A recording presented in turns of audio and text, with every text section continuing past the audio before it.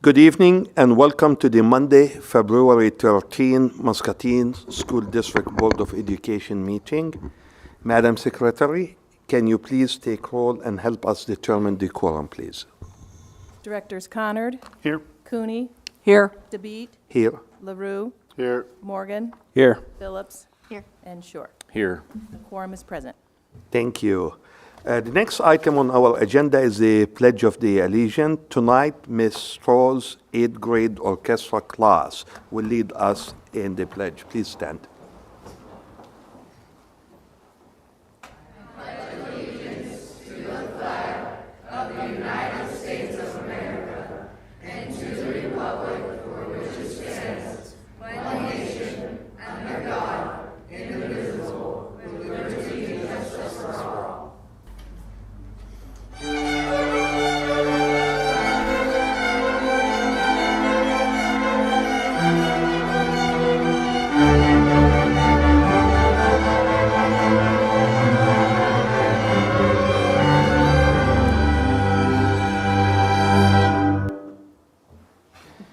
Thank you, Ms. Rose, 8th grade orchestra class. That was an amazing show. Thank you. So as we move forward with our agenda for tonight, the next item is welcome to our visitors and media representatives. And with that, we move into the public hearing for the proposed 2023-24 school calendar. The first item under the public hearing is motion to open the public hearing. What are the wishes of the board? I make a motion to open the public hearing for the school board calendar. Second. Okay, we have a motion and a second. Madam Secretary, can we have a roll call vote, please? Sure. Director Conard. Aye. Director Cooney. Aye. Director DeBeat. Aye. Director LaRue. Aye. Director Morgan. Aye. Director Phillips. Aye. And Director Shore. Aye. All ayes. Motion carries. Thank you. Now, this opens the discussion. Do we have any discussion? Did we receive any oral or written comments from anybody for that? Any discussion around the table here?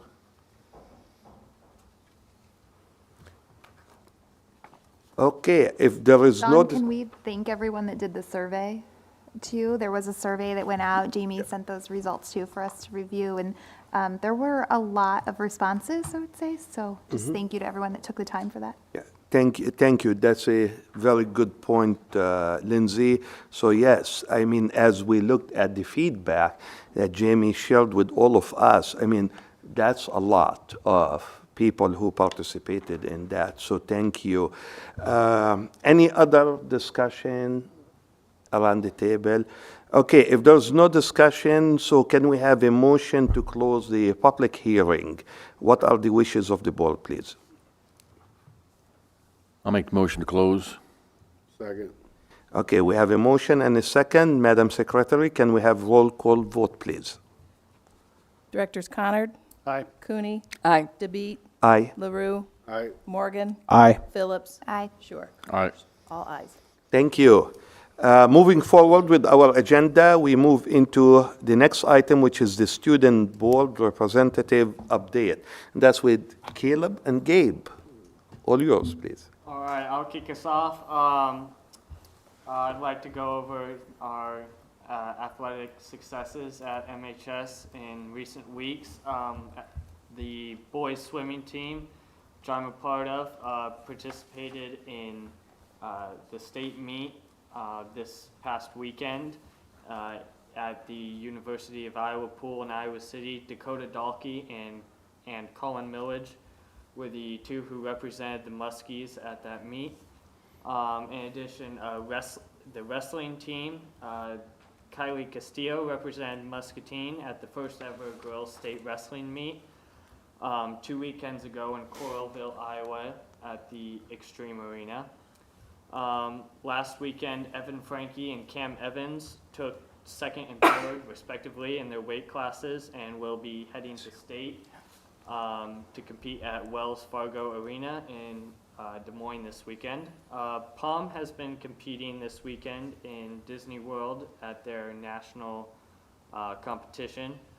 And things other than sports, the Michaela Brunson Memorial Blood Drive was a big success. I was unable to donate because of swimming, but I'd like to extend the appreciation of the community for those who donated and helped save lives. The final thing of student news I have to report on is that the FFA members will be competing at their sub-districts competition this weekend, and they will they will compete at this competition in attempt to qualify for their districts competition. And it's also National FFA Week. If you didn't know, I didn't know until this afternoon when my sister, who's an ag kid, informed me. So there will be state officers will be coming and visiting with ag students in the coming week. Gabe? Great. And just a small update with MHS Student Council. We're currently planning our winter thaw dance this Friday. Student Council is also working on a project to connect with Susan Clark Junior High and their leadership team to get their students involved in leadership in the community and leadership with the high school. Senior survivor teams are fundraising money for charity and a competition for seniors to out-fundraise the other. And we will find out who makes it to the final rounds this week. Prom will be on April 29th for the high school, and Muskie Minutes, the broadcasting class here at the high school, had a wonderful learning experience with WQAD News 8 anchor John Diaz.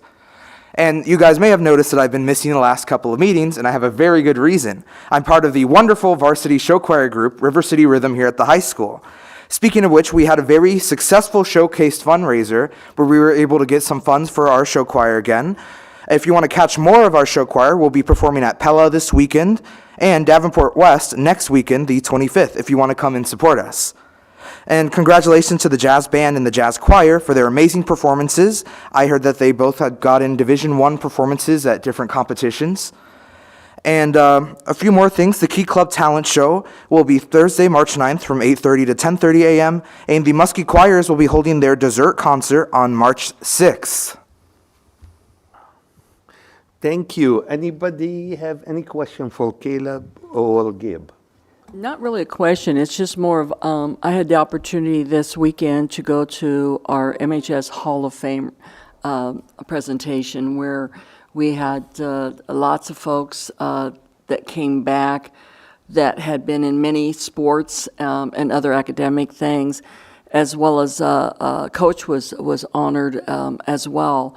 And it was amazing to me to see the distinction that these students made when they were in school. It was amazing. And then to see the adults that they became and how they were just so pleased to be able to come back and feel honored, that they could be a part of us again.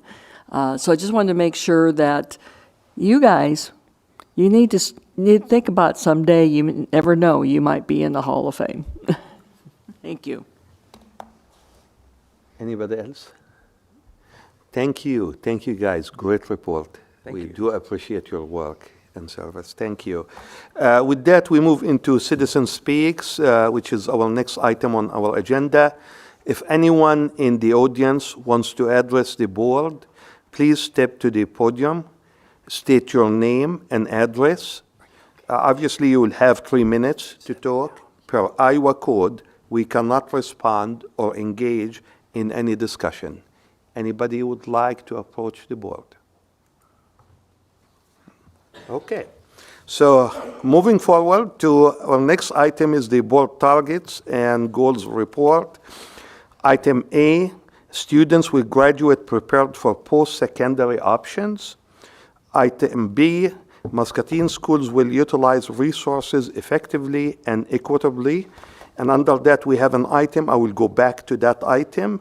But item C, students will learn in a positive and supportive environment. So we go back to item B, and under that, we have the financial audit summary.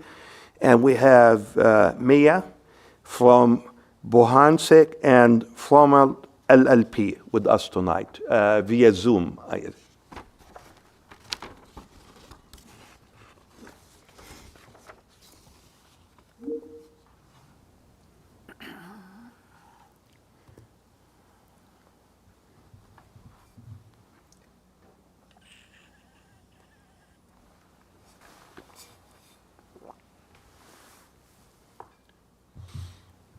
Hi, Mia. Can you hear us? Yes. Good evening. Can you hear me okay? We sure can. I am going to share my screen. Thank you.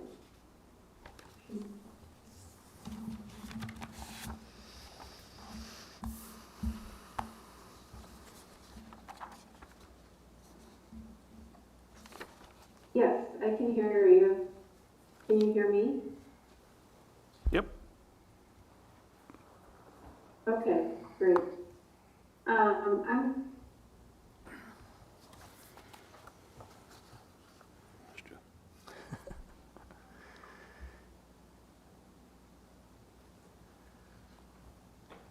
okay.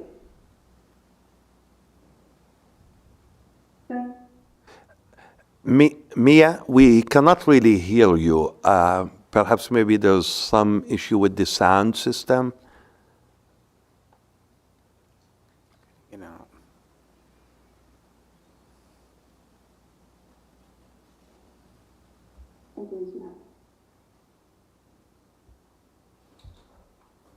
Can you hear me okay? We can hear you right now. Are you able to hear us? Okay. We met with the audit committee at the end of January, and we vetted the audit in a more in-depth discussion and review. So tonight I just have some summary comments. Oh. Okay. Let's see.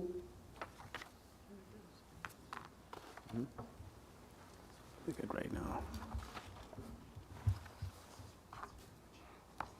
She's talking, we can't hear.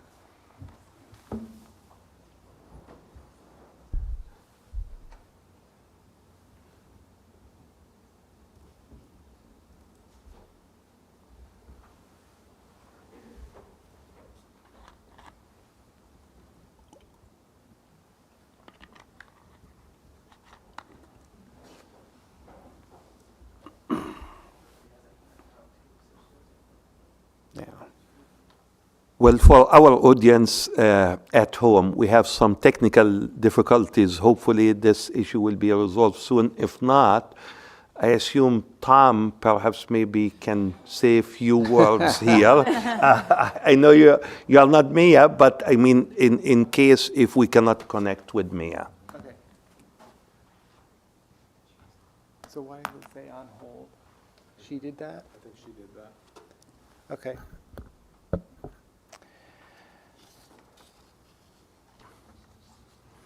Well, sure. So Mia started talking about the audit committee met at the end of January. A good committee made up of, I think I sent you the list of who's on that committee. And what, I'll just kind of read down the deliverables and each point here. And so we did an annual comprehensive financial report this year, which is a little bit different than the normal audit that we have done in the past.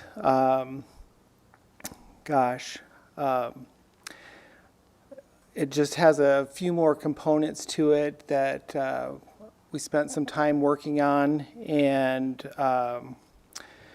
there's Tom, while you go ahead. while you gather yourself. So I represented the board as part of that. When he says there was a few more things, Tom and his team, that what they assembled, the annual comprehensive financial report, is the Cadillac of reporting. I'm not kidding. It's accepted in all financial. It will help us with bond rates. It will help us with everything else. It was 157 pages long and over 10 years of data that they gathered. They did a phenomenal job of gathering this information, and the group that he assembled was fabulous. Every one of them, I could tell that they read through all 157 pages because they were grilling him, they were grilling the audit person to clarify, this is what you're saying, this is what, so we're in a good position, and they all walked out feeling really well. So the effort that Tom put out and that his team put out to gather this was phenomenal. So When you say that it was a little different, it was a lot different and a lot more work. So I just wanted to say thank you ahead of time. So Oh, no problem. So, yeah, I gave you kind of an outline of what to look at in the audit. Obviously, it's kind of overwhelming for looking at it, 150-some pages, but, you know, the statistical, the stuff at the end might be of interest to you guys with a history. I went back as far as I could on some of that information. Some I did not have access to. So there's some interesting information there that might be helpful and will continue to be as we go down the next many years. So there was also a board communication letter and a control deficiency letter. And actually, hang on. I just carry one of these around with me all the time. So. I wouldn't admit that. So just wanted to point out that, you know, those letters are to the Board of Education, and actually there were no material issues that had to be disclosed or anything. So there was, at some point, there were our normal, as she said, our normal audit, or as I said, there's our normal financial statement audit that is done on government auditing standards, and then our federal single audit. We're required to have a federal single audit because we get a significant amount of federal aid. And the focus on that was obviously the ESSER dollars that you are all aware of that our district gets. New significant estimates. There was some lease accounting standards that we had to put into place. We don't have a lot of leases, so it wasn't, we lease copiers, we lease a building over there at Madison you're familiar with, and we lease a trailer for food service that the food service department uses. So those lease accounting standards were implemented. Not a significant change. Not a significant change to our financials, but nonetheless, we had to comply with those. And then there's some notes about self-insurance. You're all aware that we do self-funding insurance, and 2021-22 was the first year of our health insurance, self-funded health insurance. So I'm happy to say that our financial statement audit had an unmodified opinion, which is obviously the best that we can get. Internal controls, there were no matters reported. Compliance, no significant matters were reported. Regulatory reporting, part 4, I'm sorry, I'm not exactly 100% sure what that one means, but so the Office of Management and Budget single audit, no internal controls, no matters were reported, and no matters were reported for compliance. So overall, this guy right here is what was reported and will be submitted to the state auditor's office, but this was also submitted to ASBO International. There is a certificate of excellence in financial reporting that this document was submitted for, and takes like 6 months to hear back, but different like CPAs like Mia had stated that she is a reader of different governmental audits from across the country, and so there will be people across the country reading Muscatine, reading all about Muscatine, and hopefully we will hear back in the next 6 months whether we achieve that status or not. So, Tom, what's the advantage to that status? well, I believe that status just kind of, it strengthens what we do here and gives transparency to the public. And I think you kind of had mentioned for districts that maybe have to borrow, now we can get a bond rating, which it helps our bond rating. It's not that we couldn't have got one before, but it helps in that respect. So. Tom, I just want to say that I went through many an audit when I worked with the city, so I know Yeah. kinda what Yeah. you went through Yeah. with that. So I need to just say thank you very much and your staff on everything that you've done to bring this to fruition. Yep, and I'll mention the city was very helpful in me completing some of that because it's duplicate information, so they were very gracious in helping me out, so, thank you. Thank you, Tom, and thank your team on our behalf, please. Thank you. Mia wanted to apologize for the technical issues. She couldn't get back into her meeting. Thank you, no problem. Okay, moving forward, we move into our superintendent updates. So I just wanted to update on a couple of things quick tonight. One, thanking Gabe and Caleb as our student reps. And we, typically as we get close to spring break, we start that process of looking for new students to represent us. And one of the benefits is we get these great kids that participate in it, but because they're great kids, they're involved in tons of stuff, which is why we don't always see them. Or, like Gabe, he runs here and now he's running back to practice. So Gabe is graduating, so we'll need to replace him, but unfortunately, we're also going to lose Caleb too. And again, I think these are great kids. Caleb is a great kid, and I know some of that is you feel like you got to commit to everything, otherwise, don't do it. So he has indicated he's not going to continue next year, but very appreciative that he's been here this year and the role that he serves. So we will be looking to fill both of those positions for next year. And again, just we're always glad when they are here, but no, you guys are super busy. So we pick good students to represent our district and our school here at the board table, and sometimes that means they're stretched pretty thin. So again, typically we'll try to get some work done with the high school on finding additional students, and then we'll look towards the probably April, early May timeframe to do some interviews and make a selection for next year and then get them onboarded and ready to start in September. So, and then the last piece, just because we talked about it at our last work session, I said I would just kind of continue to bring it back. Legislative update. I know we try to send out some of those things to you, so you see the bills that are being proposed. Obviously, since the last time that we talked, the education savings account bill did pass. So that has been signed by the governor. In addition to that, we did manage to get the supplemental state aid legislation. That was at 3%.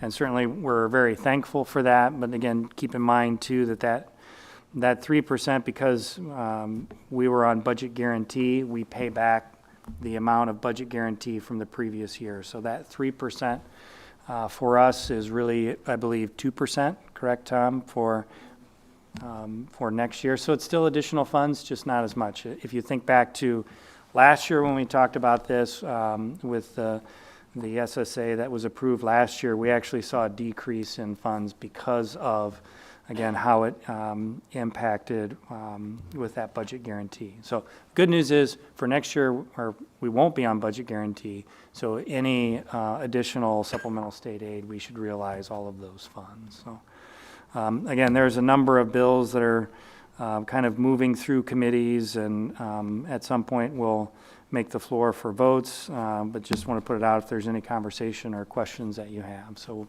kind of leave this as an ongoing item as we move through the next couple of months through this legislative session.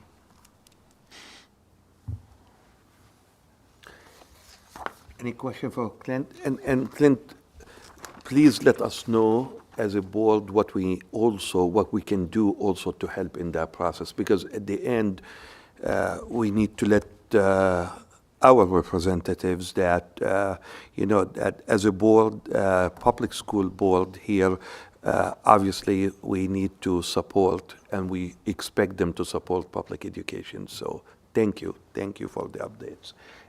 Anybody else have anything? Okay, so moving forward to next item, it will be the possible action item. The following items are considered to be routine by the Board of Education and will be enacted by one motion.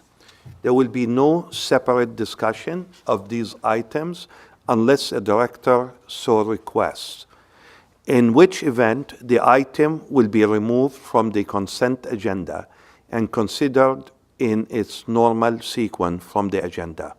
The items are 1, minutes, number 2, employment recommendations, number 3, bills and claims, number 4, special education tuition out contracts, number 5, special education tuition in contracts, number 6, policies no minimal required by law, and number 7, policies the third reading. What are the wishes of the board?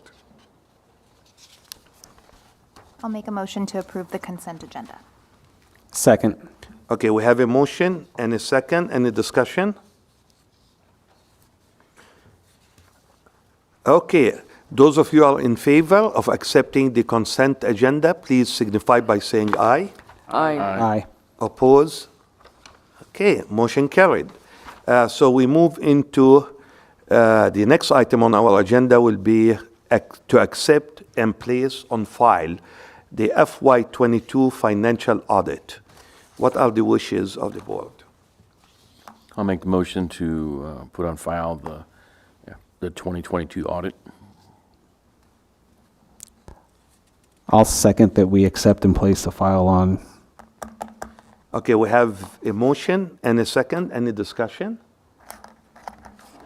Okay, all those in favor, please signify by saying aye. Aye. Aye. Any opposition? Okay, motion carried.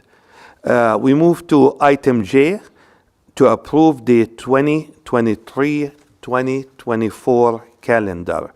What are the wishes of the board? I make a motion to amend the calendar as is from winter break to Christmas break / religious holiday. Do we have any second to that amendment?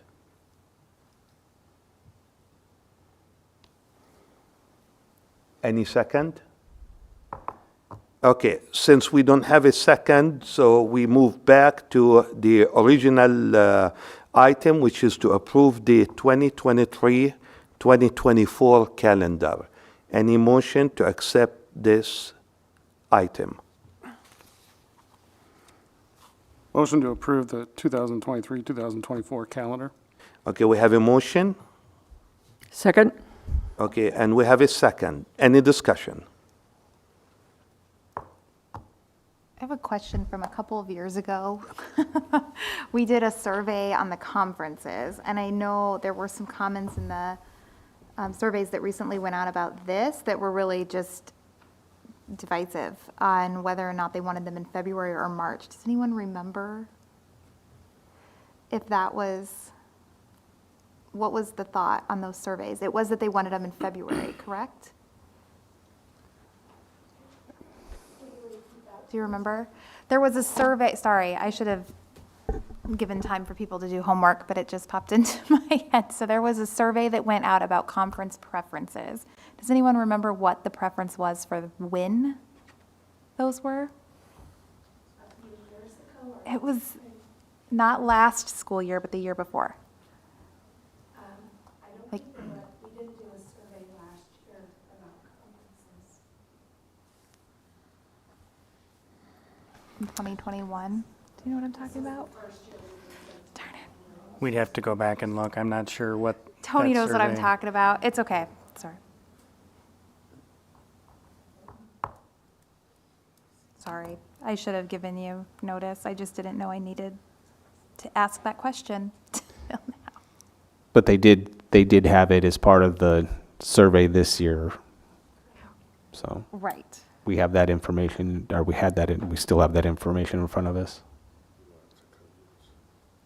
That's fine.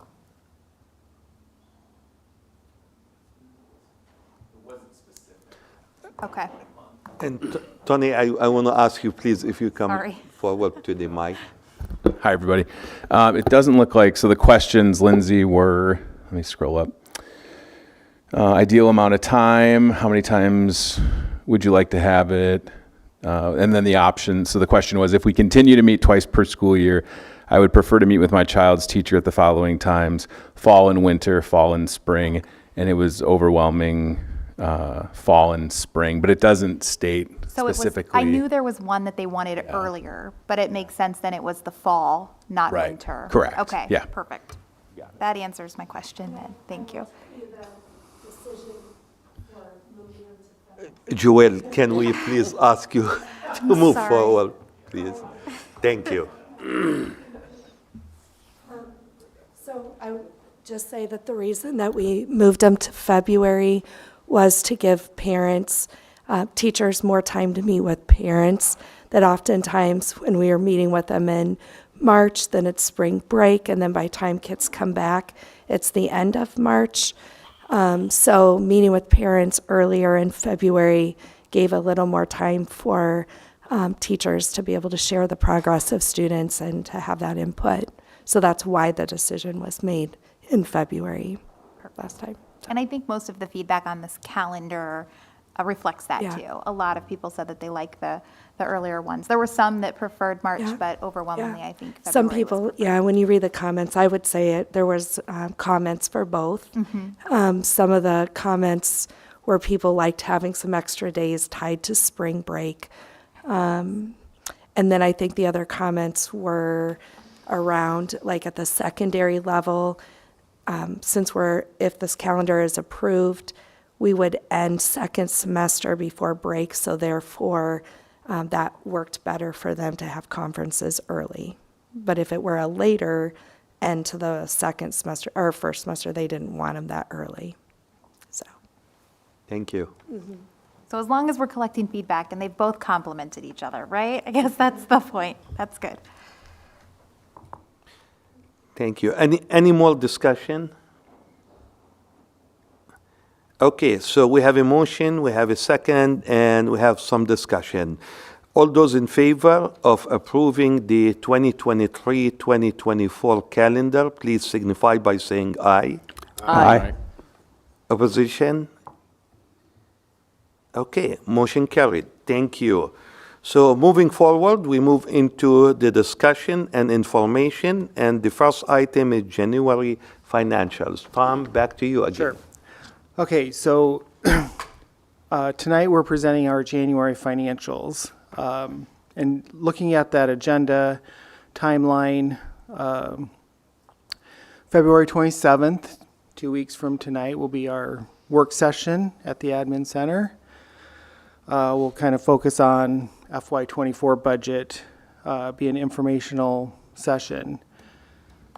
And then the second Monday in March is spring break, so we meet March 20th, and we'll put our budget guarantee resolution on the agenda. I'm asking the board to approve it. Clint already said we won't be on budget guarantee next year, but I think it's important to just have it on the as an agenda item every year, because then the following year we may need it, and I just don't want to, I don't want it to be forgotten about, because it is very important that that gets done. So then in April, our second Monday of the month meeting got postponed a week because of a holiday on April 10th. And April 17th is when our budget is due for FY24, because it's actually due on the 15th. Since it's a Saturday, it can be due on Monday the 17th. So depending on what happens, we may be having our public hearing on that night. And then I'll take the paperwork to the county auditor if that's acceptable to her, and then we'll have our public hearing that night, and we're going to be certified by April 17th, the deadline. Now, there was a property tax valuation error that every taxing authority in the state of Iowa received the wrong property tax valuation because of the rollback that changed. And so that is, if that gets, it's supposed to get changed, and then when it does, they will delay when budgets are due to the county auditor, which would be April 30th, and since that's a Sunday, it would be May 1st.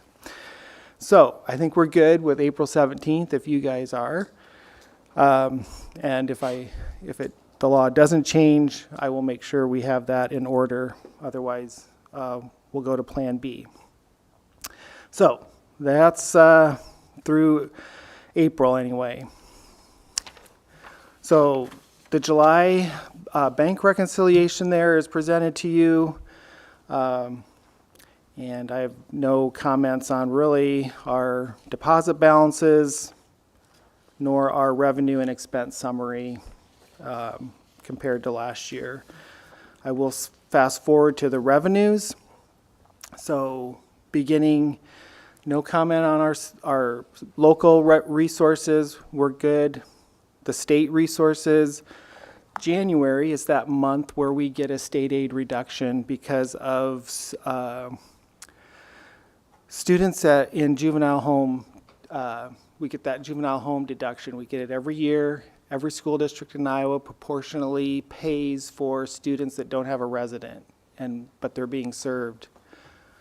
And so for Muscatine, that is approximately $105,000 that we get a reduction in our state aid, but it does not affect our spending authority. So going back to that concept of spending authority, we're fine. It's just that we don't have the cash this year. So if you think about that, if you think about when we overspend special education, LEP usually gets overspent. So there's reasons that we need to keep a cash reserve levy in our budget, and we'll talk about that next at our board work session. But a perfect example of cash being reduced. Mike, you Tom, look like you have a question. Well, I do kind of, and it might be not important. But, okay.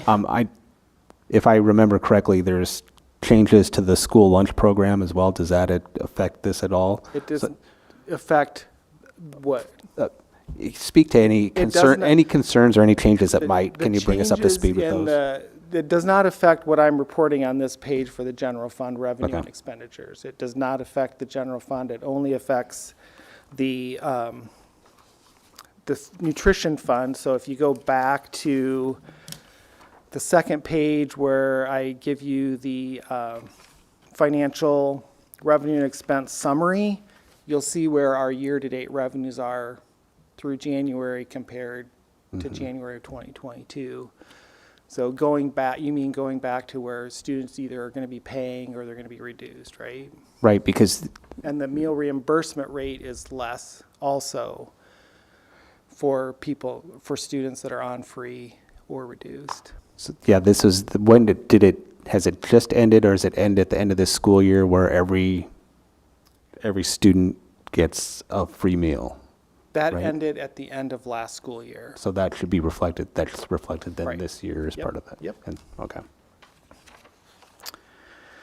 And then going back to the revenues, just, pointing out about our federal revenues, we're almost obviously 6-7 months into the fiscal year. I did a little projection on how I think we're going to end up with federal revenue, and so I've made those adjustments on the revenue side, those estimated amounts there. Now, ESSER 3 is rather large, 6.7 million, but if you remember, a big chunk of our ESSER 3 dollars are being used for HVAC projects.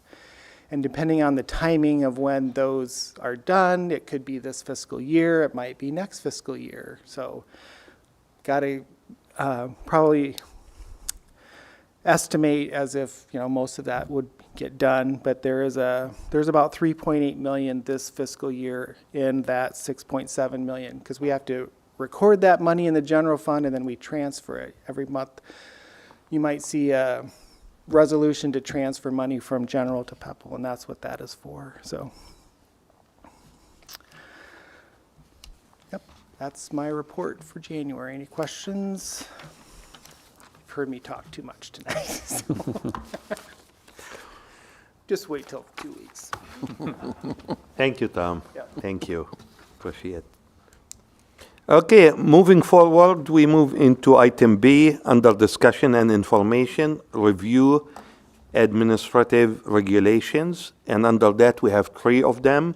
404.03R1, substitutes for teachers. 703.4R1, travel allowance.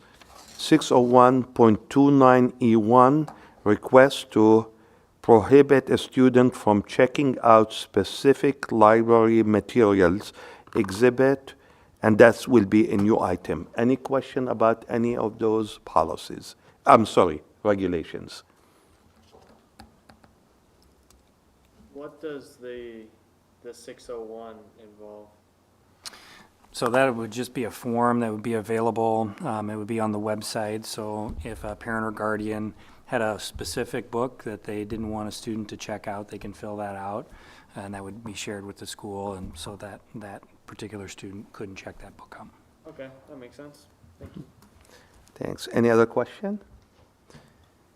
The information that you show here about substitute for teachers, administrative regulations, is this to try to be able to match what perhaps the state is trying to do to show how we're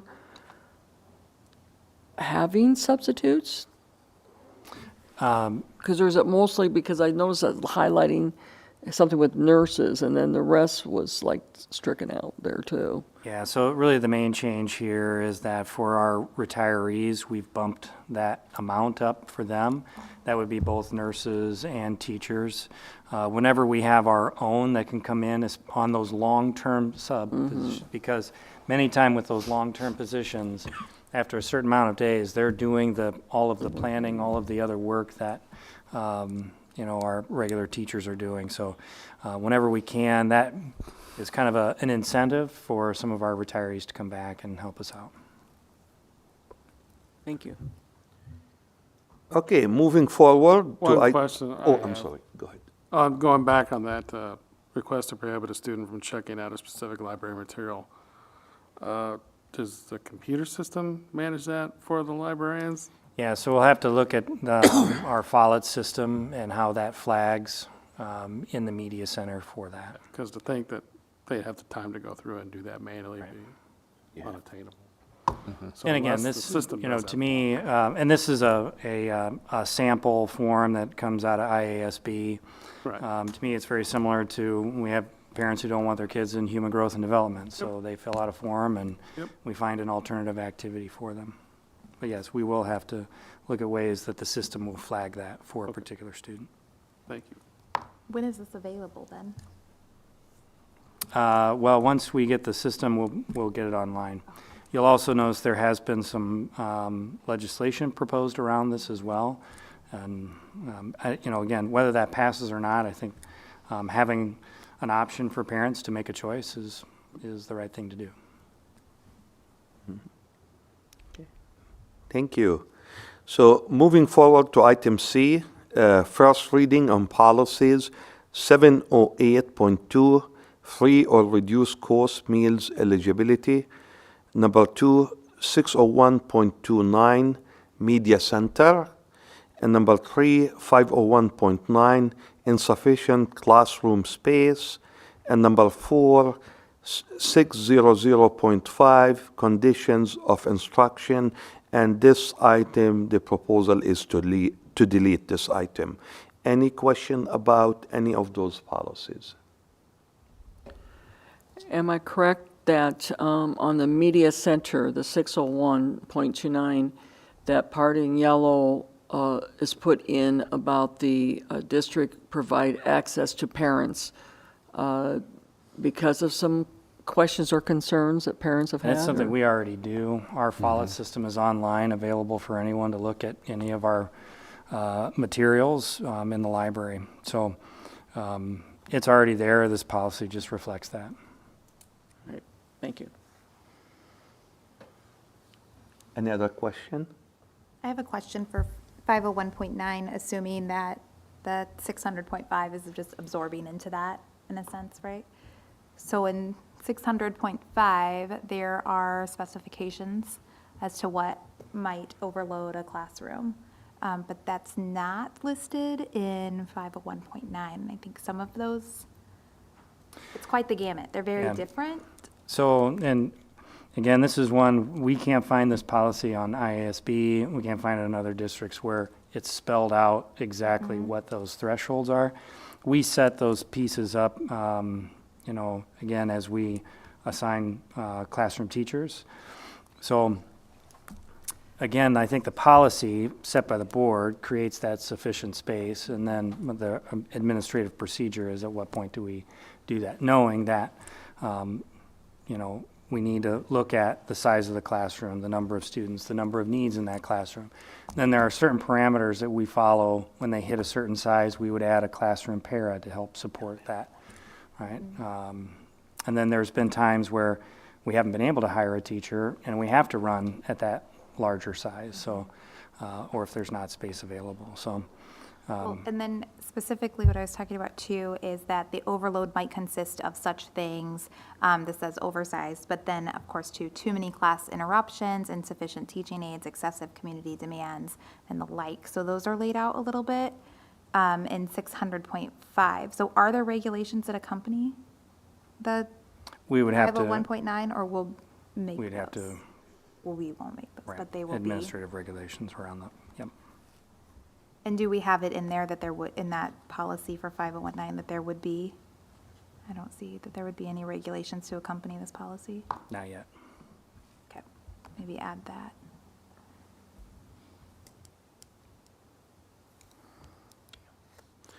Thank you. Great discussion. Thank you. Okay, moving forward to item D, announcements, meetings, and events.